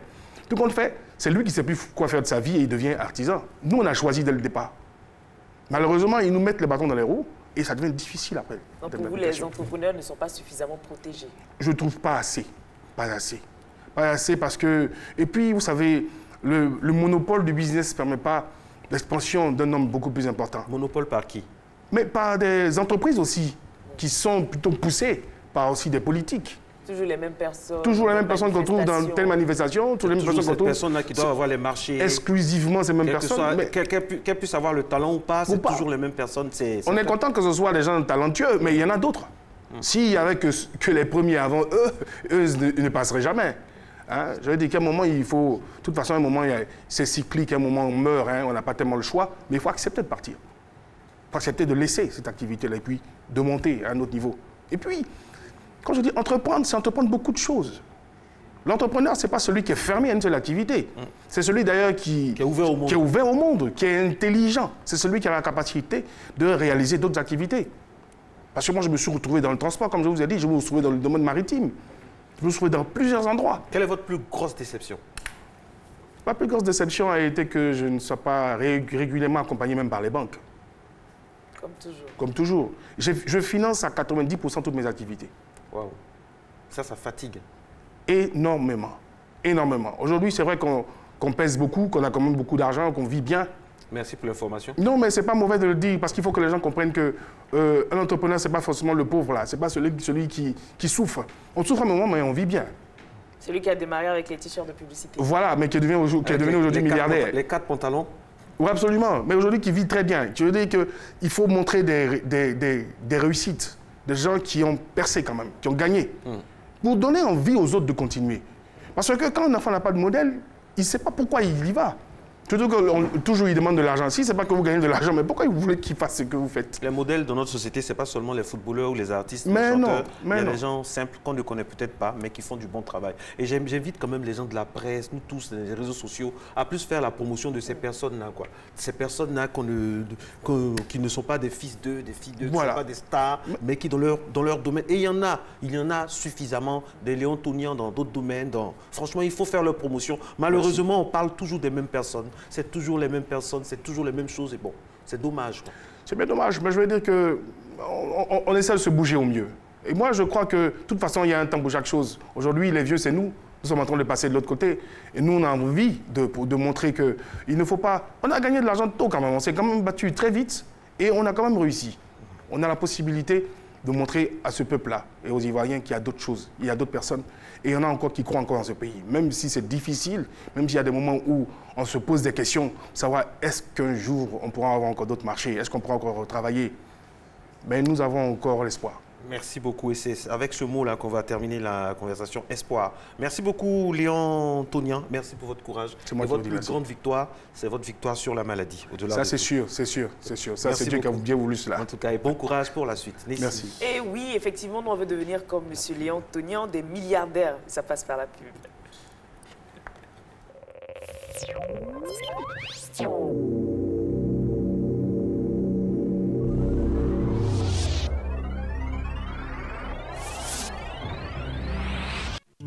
Sous le haut parrainage de M. Amadou Gon Coulibaly, Premier ministre, ministre du Budget et du Portefeuille de l'État, chef du gouvernement, sous la coprésidence de M. Adama Koné, ministre de l'Économie et des Finances, le ministère de l'Économie et des Finances, en collaboration avec la Banque mondiale, organise la 6e édition de la revue annuelle de la performance du portefeuille de projets et programmes financés par la Banque mondiale le jeudi 22 février 2018 à partir de 8 h à l'auditorium de la Primature. La coopération État de Côte d'Ivoire, groupe de la Banque mondiale, un partenariat au service du développement de notre pays.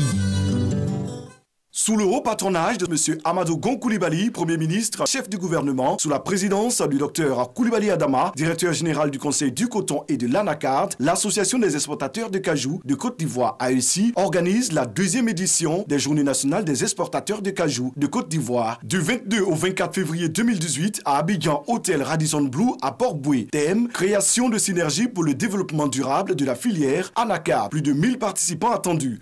Bonjour 2018. Que du bonheur. J'ai toujours revendiqué que je ne suis pas libanais. Mais il n'y a pas longtemps, le vieux, je suis devenu libanais. Hein.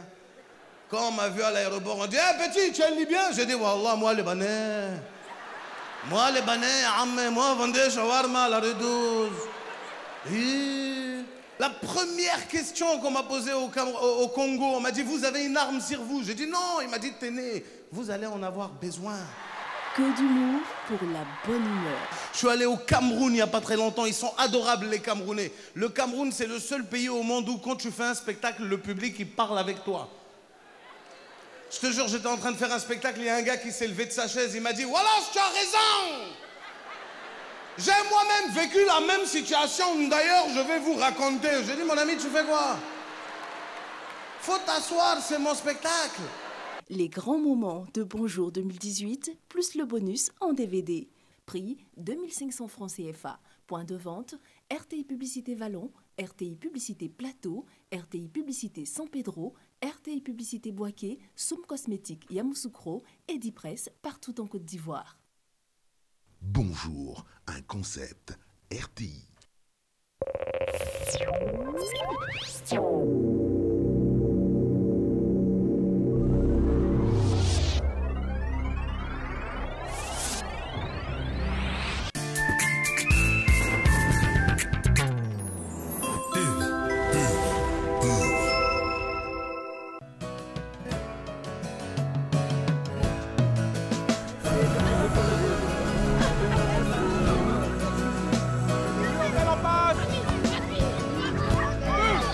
Chaque jour, ce sont quelques milliers de kilomètres parcourus pour vous apporter une eau pure et légère, indispensable à une bonne santé.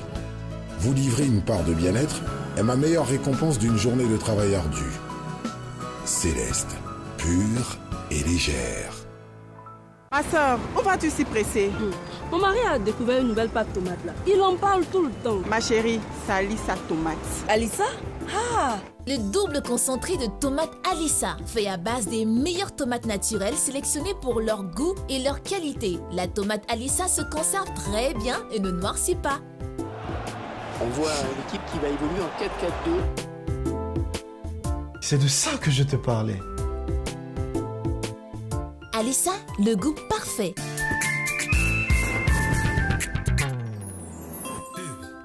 7h04, mesdames et messieurs, merci de nous faire l'honneur de vous réveiller avec nous sur RTI 1. Docteur Sonia Anagonou est avec nous. Elle est pharmacienne et médecin esthétique et beauté, visage du corps. Donc du corps, c'est avec elle que nous allons discuter d'un thème très important pour tout un chacun, méthode pour lutter contre le surpoids. Vous connaissez le rituel. Chaque fois que nous avons un invité pour la thématique en dernière partie d'émission, ça commence par ça.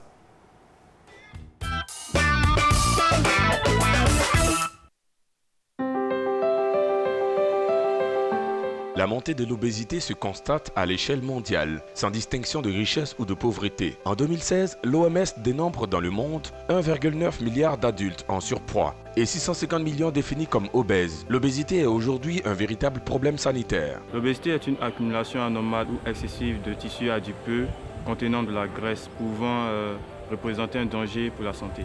C'est la forme anormale de grosseur qu'on constate chez certains individus. un surpoids qui se caractérise par une accumulation anormale. L'obésité et le surpoids se caractérisent par une accumulation anormale ou excessive de tissus adipeux, contenant de la graisse pouvant représenter un danger pour la santé. Selon moi, les causes du surpoids et de l'obésité sont principalement le fait de consommer des aliments caloriques. C'est le fait de manger gras et ne pas pratiquer le sport. Les causes de l'obésité varient d'un individu à l'autre. Généralement, l'obésité fait suite à la combinaison de plusieurs facteurs dont la consommation excessive d'aliments caloriques est la principale. L'on peut citer entre autres la prédisposition génétique, une pratique sportive insuffisante ou inexistante, le marketing alimentaire. Les risques ou les conséquences de l'obésité sur la santé, il faut dire qu'elles ont des conséquences néfastes, à savoir des maladies cardiovasculaires comme aussi l'hypertension artérielle ou le cancer. Les maladies cardiovasculaires, l'hypertension et le cancer. L'obésité dégrade considérablement la qualité de vie d'un individu adulte et peut avoir de graves conséquences sur sa santé, notamment l'augmentation des risques de maladies cardiovasculaires, la réduction de l'espérance de vie, le risque accru de souffrir de diabète, d'hypertension artérielle, du cancer du côlon ou encore du cancer du sein. Chez l'enfant et adolescent, le surpoids et l'obésité ont également des conséquences néfastes, à savoir un risque accru de souffrir de problèmes respiratoires, d'apparition du diabète à l'âge adulte, un risque élevé de fractures, le développement d'une résistance à l'insuline. Chez l'adulte comme chez l'enfant, le surpoids et l'obésité peuvent également favoriser l'apparition d'une dépression. Les bons réflexes à adopter pour prévenir l'obésité, il faut éviter de manger gras et pratiquer le sport. Il faut pratiquer le sport, contrôler son alimentation. Sensibiliser la population. La prévention de l'obésité est l'une des priorités de la santé publique. Un plan national nutrition santé a été mis en place depuis quelques années afin de prévenir l'obésité. Au quotidien, il est recommandé d'adopter certains gestes. Pratiquer une activité sportive régulière, 30 minutes de sport par jour, permettent de réduire les risques de maladies cardiovasculaires et de diabète. Une pratique sportive plus soutenue peut être nécessaire en cas de surpoids avéré. Avoir une alimentation diversifiée et équilibrée. Limiter sa consommation de graisses saturées. Limiter sa consommation de sucre et de sel, consommer des fruits et des légumes quotidiennement, augmenter la consommation de calcium chez les enfants, suivre régulièrement l'évolution de la courbe de poids chez les enfants et les adolescents est un moyen de prévention contre l'obésité. Voilà, de retour sur le plateau de Matin Bonheur. Bonjour docteur. Bonjour Nancy. Vous allez bien? Très bien. Bonjour. Vous êtes magnifique. Ah ben merci, vous aussi. Normal, vous êtes pharmacienne, médecin. En effet. Alors, à partir de quel moment on peut s'inquiéter de notre poids et se dire, waouh, on est en surpoids? Bon, déjà, je pense que c'est visible. Tout un chacun connaît sa silhouette et se rend compte si elle prend du poids. Maintenant, après, il y a des indices internationaux, notamment l'indice de masse corporelle. L'IMC. L'IMC, voilà, qui est le rapport du poids sur le carré de la taille. Et par ces indices-là, on peut savoir si on est en surpoids ou voire même en obésité, et même plus grave en obésité morbide. Voilà. Alors, pour les chiffres, le surpoids, c'est entre 25 et 29,9. Et à partir de 30, on est en surpoids. Voilà, pour les téléspectateurs qui ne sauraient pas, par exemple, comment on calcule l'IMC? Alors, le calcul de l'IMC, vous pesez, vous prenez votre poids en kilos et vous le divisez par votre taille au carré. Et vous trouvez l'IMC. Voilà. Et l'IMC, normalement, doit être dans la proportion? Entre 20 et 25. Pour un poids normal. Pour un poids normal, 20 et 25. Si vous divisez que vous êtes à 30, à 30, voilà, à 30, vous êtes déjà en surpoids. Et vraiment, quand vous frisez vers les 40, là, vous êtes en obésité. Alors, le pays qui compte le plus d'obèses au monde, c'est bien sûr les États-Unis. Oui, les États-Unis. Tout à fait. Et pourtant, là-bas, il y a tout pour faire attention. C'est dû à quoi? Pourquoi cette absurdité-là? Je ne sais pas s'il y a tout pour faire attention. Je dirais plutôt qu'il y a tout pour pousser pour manger. C'est un pays super développé. C'est très développé. Alors, vous savez, les pays développés déjà font face à ce qu'on appelle la sédentarité, puisque vous avez des transports partout, faciles. Donc, de plus en plus, les gens ne bougent pas. Parce que vraiment, la sédentarité, c'est-à-dire le fait de ne pas bouger, de ne pas pratiquer d'activité sportive, est l'une des grandes causes de surpoids et de l'obésité. Et c'est dans un pays du fast, c'est un pays de service, Quand vous êtes dans un travail, on vous livre tout, tout est delivery, vous ne bougez pas, vous rentrez à la maison par des transports, des voitures, des trains, etc. Voilà, il y a trop de confort. On ne bouge pas pour allumer la télé. Il y a la télécommande, il y a les télécommandes pour les lumières. Alors qu'en Afrique, on va au champ. En Afrique, on va au champ. On mange bio au village. Au village, on mange bio. On mange bio. Donc, il n'y a pas de surpoids, par exemple, au village? Non, en général, au village, il n'y a pas de surpoids parce qu'on bouge. Voilà. En Afrique, on voit plutôt le surpoids et l'obésité dans les grandes capitales. Et à Abidjan, vous êtes à Abidjan. Tout à fait. Vous recevez des patients. Est-ce que vous recevez beaucoup de patients au surpoids? Beaucoup. Énormément. C'est quoi la cause? Qu'est-ce qu'ils disent? Qu'est-ce qui les a amenés là? Alors, comme je disais, il y a essentiellement deux causes. Hein. C'est la sédentarité, le fait de ne pas bouger. Surtout quand on commence à travailler. Même ici? Ah ben oui. Surtout? Oui, surtout. Et après, la mauvaise hygiène alimentaire ou la mauvaise hygiène tout court, parce que les gens mangent mal. Les gens mangent mal, surtout les travailleurs. Ah, c'est un débat, les gens mangent mal. Nessie voulait vous poser la question tout à l'heure. Est-ce que les Ivoiriens se nourrissent bien? Non. Franchement. Non. Déjà dans la façon même de se nourrir, avant d'arriver même dans la qualité du repas, dans la façon de se nourrir, aujourd'hui la majorité des personnes, à cause du style de vie, ne mangent pratiquement rien le matin, parce qu'ils ne mangent rien ou ils prennent un café. Style de vie. Style de vie, c'est parce qu'ils travaillent. Donc ils vont au travail et aujourd'hui le rythme fait que la majorité des personnes ne rentrent pas entre midi et 2. Le système est comme ça. Donc, les gens partent tôt le matin, soit ils déposent leurs enfants, ou en tout cas, ils vont directement au travail. Les rues sont bouchées, donc il faut partir tôt. Et entre midi et 2, ils mangent sur place. Donc, ils mangent ce qu'on peut trouver dans le commerce. Donc, on n'a pas l'assurance de la qualité du produit. Souvent, c'est très gras. Ou alors, ils mangent peu. Et donc, du coup, le soir, ils se rattrapent. Or, c'est le repas du soir qui, normalement, doit être le plus léger. Il y a un proverbe qui dit prendre un petit déjeuner comme un roi, un déjeuner comme un prince et un dîner comme un serviteur. Donc, si vous remarquez, c'est à l'envers maintenant. Le repas doit être le plus costaud le matin, moyen à midi et léger le soir. Maintenant, c'est le contraire. C'est très petit le matin, moyen à midi et très volumineux ou en tout cas calorique le soir. On va prendre un exemple concret ici. Est-ce que le foutou igname avec la sauce gnangnan le soir, est-ce que ça peut être considéré comme un plat lourd? Oui. La sauce gnangnan sans sel, le foutou igname normal, est-ce que ça peut être considéré comme un plat? Le foutou, il est lourd. Il est quand même lourd. Demi-pain, et n'oubliez pas qu'il est sucré, l'igname est sucré. Donc, vous prenez beaucoup de sucre le soir. Le sucre, il sert à quoi? Le sucre sert tout simplement à nous de donner de l'énergie. Mais à quoi sert l'énergie quand vous allez aller dormir? Alors que le matin, on a besoin de sucre. C'est pour ça que, justement, il y a beaucoup de publicité avec du chocolat, parce que, justement, tout ça, ça donne du sucre. Mais on n'a pas besoin de sucre le soir, on s'en va se coucher.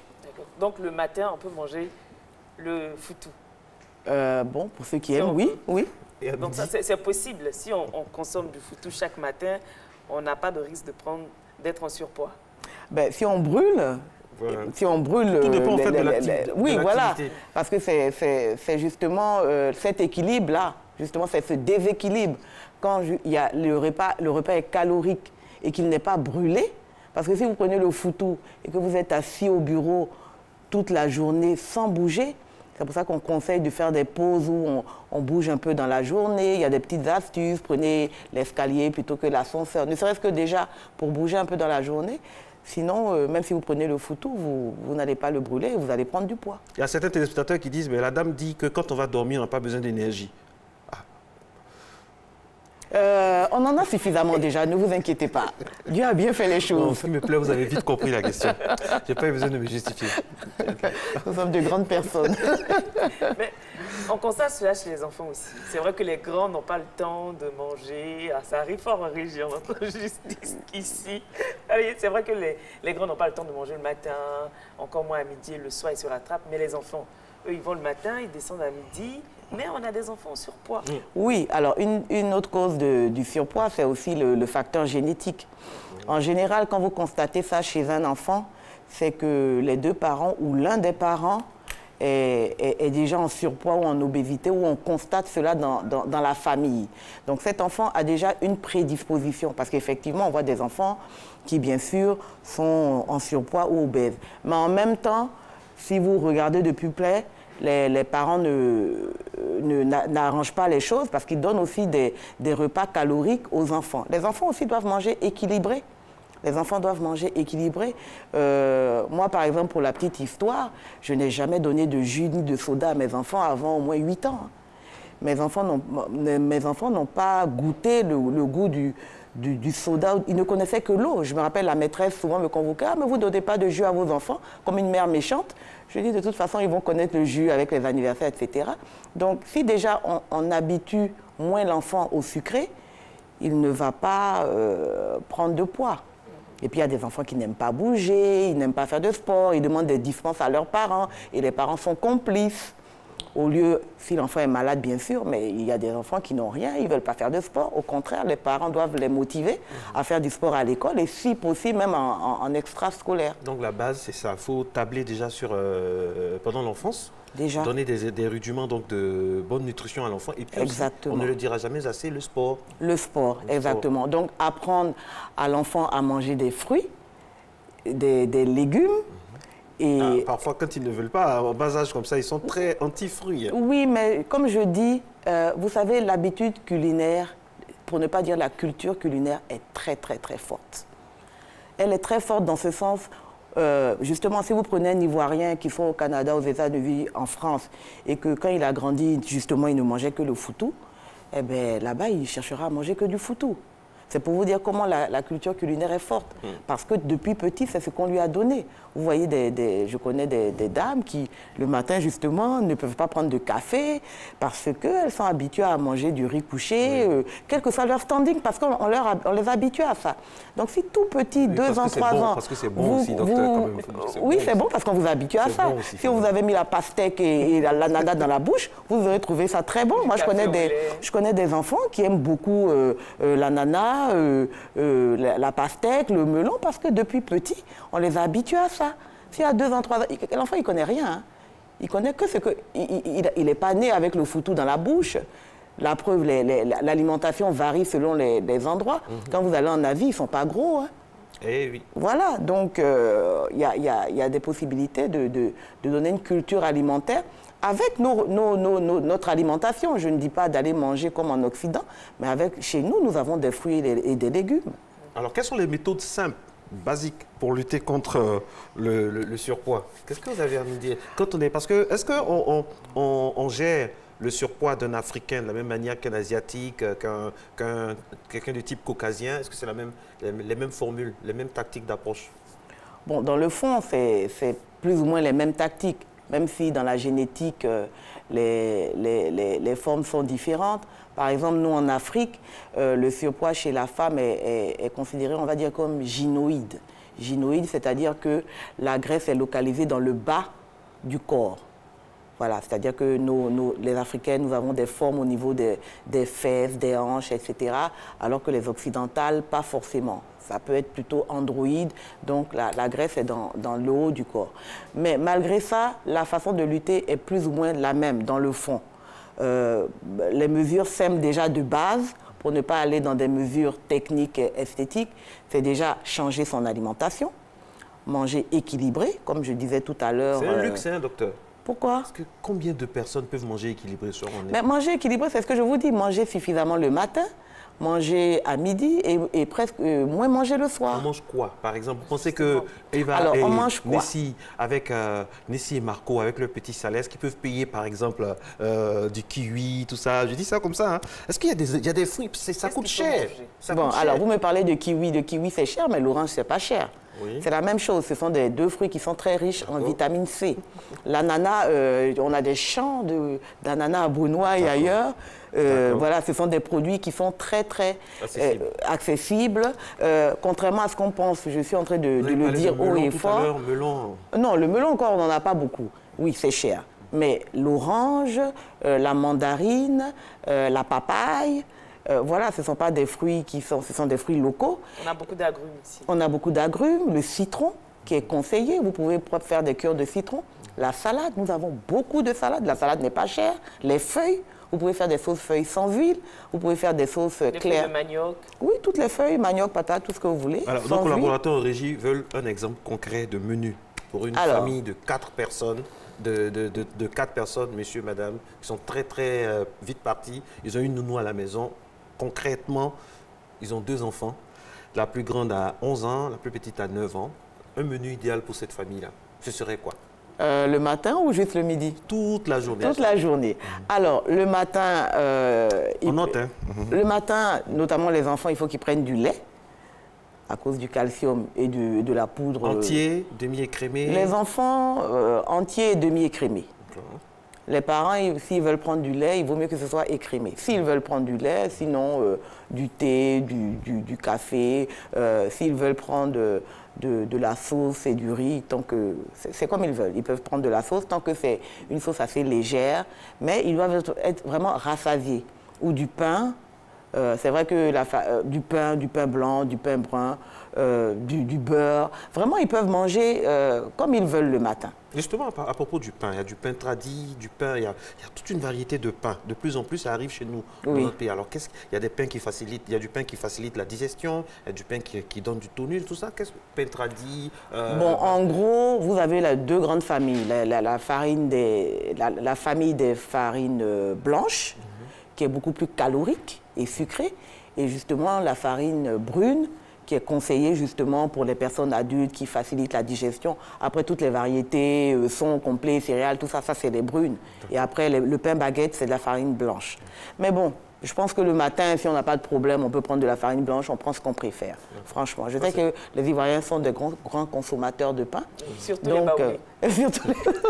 Alors, ça, c'est le matin. Ça, c'est concernant le matin pour cette famille. Alors, à midi? Alors, à midi, moi, je dis, il faut partager son assiette en 3.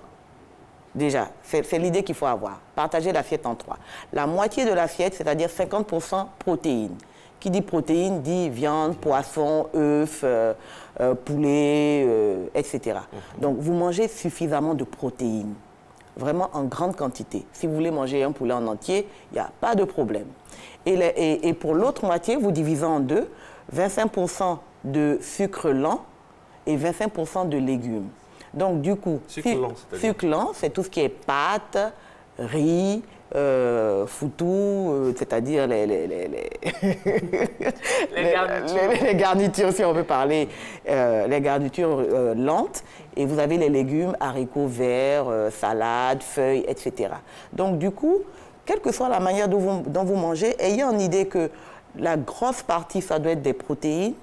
Et pour le reste, la garniture, 25% de féculents, igname, patates, bananes, riz, et 25% de légumes. Il faut toujours qu'il y ait des légumes. Oui, toujours. Voilà. Et maintenant, ce qu'il faut savoir, pour les fruits, il ne faut pas que ce soit un dessert. Les fruits doivent être mangés en goûter, c'est-à-dire quand vous avez des creux.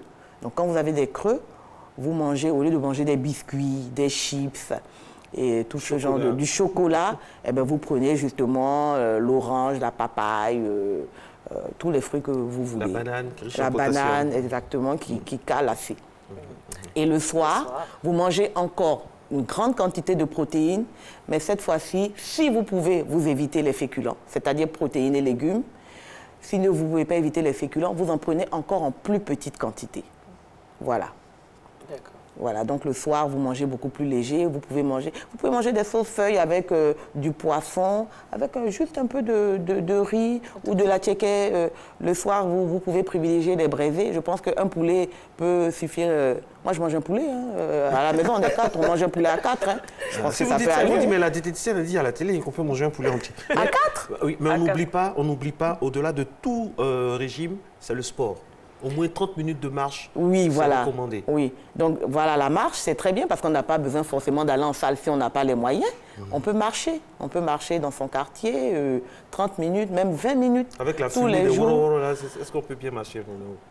Dans le quartier, il y a moins de woro dans le quartier, dans les couloirs du quartier, voilà. Donc, je pense que... malgré tout ça, on est quand même en surpoids. Il y a tellement de méthodes pour perdre du poids. On a plusieurs régimes, on a même des opérations, tout ça. Quelle est la méthode idéale? L'hyposuction, on parle de cure, de site, enfin, beaucoup de choses. Bon, alors déjà pour le surpoids, on a essentiellement quelques méthodes qui sont vraiment efficaces. Nous avons ce qu'on appelle les méthodes des ultrasons. Ce sont des appareils qu'on vous place dans la région où il y a la graisse et qui produisent des sons, des ultrasons. Et ces ultrasons-là font exploser, font liquéfier les cellules adipeuses, c'est-à-dire le gras. Bon, ça se fait en institut avec des cures. Vous avez aussi les méthodes de palper-rouler, qui est tout simplement le massage pour pétrir la graisse. Et aujourd'hui, la technique vraiment la plus efficace, le nec le plus ultra, c'est ce qu'on appelle la cryolipolyse, qui est la dernière tendance qui est sortie il y a à peine 1 an. Cryolipolyse. Cryolipolyse, qui est justement fondre la graisse par le froid. Donc ça se fait à Abidjan? Oui, ça se fait à Abidjan. Alors cette technique-là utilise le froid à moins 10 degrés. On vous fond la graisse. Là, par contre, la graisse, elle est tuée. Les autres explosent la graisse. La cryolipolyse tue la graisse. En combien de temps? En 1 heure ou en 2 heures. C'est-à-dire vous rentrez à 70 kg, vous ressortez à... vous ressortez fictivement à moins 5 kg à peu près. Je dis fictivement parce que les résultats après se voient à peu près 1 mois après. Il n'y a pas d'effet secondaire? Non, pas du tout, parce que c'est local. Et cela attaque la graisse sous-cutanée. Et ça peut aller même jusqu'à la graisse viscérale. Parce que vous avez 2 types de graisse au niveau surtout du ventre, qui est la partie la plus dangereuse, la graisse la plus dangereuse, la graisse viscérale, au niveau de la taille, donc danger pour les hommes. Ah oui. Mon père me le dit toujours. Et danger pour les femmes aussi, qui prennent beaucoup au niveau de la taille, parce que c'est justement cette graisse-là qui cause ce qu'on appelle les maladies cardiovasculaires. Donc il faut vraiment attaquer cette graisse, justement par toutes ces techniques-là. Et quand on arrive malheureusement en obésité morbide, là on n'a pas le choix, il faut opérer. Il faut opérer, là c'est ce qu'on fait. On fait de la chirurgie esthétique, c'est-à-dire que soit on vous met un anneau pour resserrer votre estomac pour carrément diminuer votre alimentation de 90%. Et là vous mangez très peu, donc du coup vous fondez. Et après l'excès de peau, il faudra la couper. Mais avant d'en arriver là, vraiment, nous avons beaucoup de techniques de médecine esthétique. C'est de la médecine esthétique, justement, cavitation, cryolipolyse, etc., radiofréquence. Sont plus liposuction ou sont plus cryolipolyse? Ben, écoutez, bon, déjà, je pense qu'elles sont plus cryolipolyse parce que la chirurgie esthétique, c'est de la chirurgie. Donc, ça fait toujours un peu peur. Qui parle de chirurgie, parle d'anesthésie générale ou locale. Donc, bon, on passe sur le billard, comme on dit, et avec tous les risques que ça peut avoir. Donc, tant qu'on n'est pas, comme je dis, en situation d'obésité chronique, il vaut mieux aller dans ces techniques qui sont plus douces, avec des résultats visibles 1 mois, 2 mois après, voire 3 mois. De toute façon, je dis souvent à une femme, même quand vous accouchez et que le bébé sort de votre ventre ne devient pas plat immédiatement, même si vous êtes mince. Donc, même quand on a travaillé votre ventre, la peau doit se rétracter petit à petit, mais les résultats sont vraiment spectaculaient. Dernière question, très bons résultats. une des dernières questions. Qu'est-ce que vous pensez Il y a des femmes, des hommes aussi qui ont l'effet yo-yo. Ils prennent rapidement, ils perdent aussi rapidement. Et il y a des personnes qui ne prennent jamais de poids. On a tous un ami ou une amie qui mange pour 2, pour 3, mais qui ne grossit jamais. C'est dû à quoi ça? Bon, alors déjà, je vais partir sur ceux qui grossissent jamais. C'est le facteur dont je parlais, génétique. Cette même génétique est pareil pour des gens qui sont minces. Facteur génétique, pour parler couramment, c'est le facteur, comme on dit, naissance. C'est naissance. Voilà, c'est naissance. Vous êtes né dans une famille de gros, voilà, tout le monde est gros, et vous êtes né dans une famille où tout le monde est mince, vous avez beau manger tout ce que vous voulez, vous brûlez. C'est-à-dire que génétiquement, vous avez un corps qui brûle, qui évacue, qui brûle, et voilà, ben, vous faites comme ça. N'empêche que même si c'est naissance, à partir d'un certain âge, d'une quarantaine, cinquantaine d'années, il faut faire attention parce qu'on stocke, parce qu'on peut être mince et quand même avoir l'hypertension, avoir le diabète, le cholestérol, etc. Voilà. Donc, ne serait-ce qu'à cause des maladies, je dis toujours, on ne peut pas manger comme on a 18 ans à 40 ans. Ce n'est pas possible. Le corps va vous enseigner que ce n'est pas possible. Un jour, vous allez tomber. Alors, pour ne pas en arriver là, apprenons à partir d'un certain âge à structurer notre alimentation. Maintenant, pour l'effet yo-yo, ce n'est pas bon du tout. c'est dangereux. Ça aussi, ça crée les maladies, ça fatigue les organes, ça fatigue le cœur.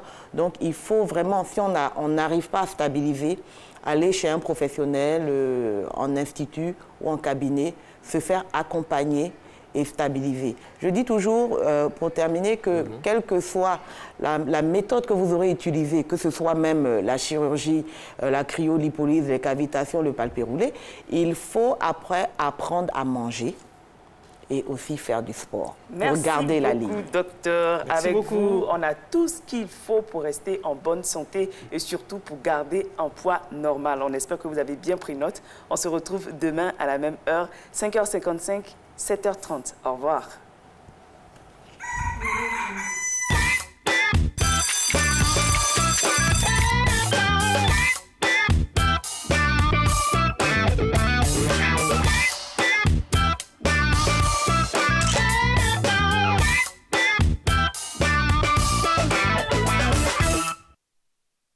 Audio Jungle.